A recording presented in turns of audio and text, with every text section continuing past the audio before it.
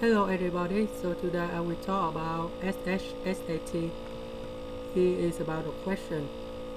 A 25-liter container is filled with a mixture of 25% red juice and 75% cranberry juice.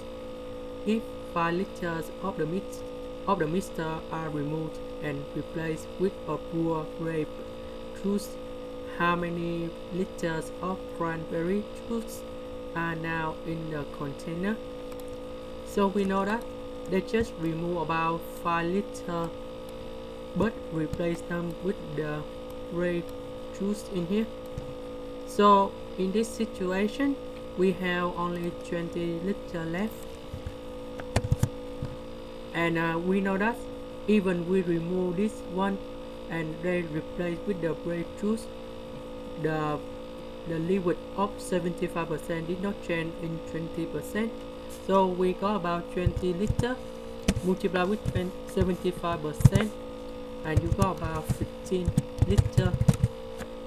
This one is about the tricky question because we need to know that even we remove about the liter in the mixture, 75% did not change. So we just use 75% multiply with 20, not about the replacement of the red juice in here. So the answer for the question is about F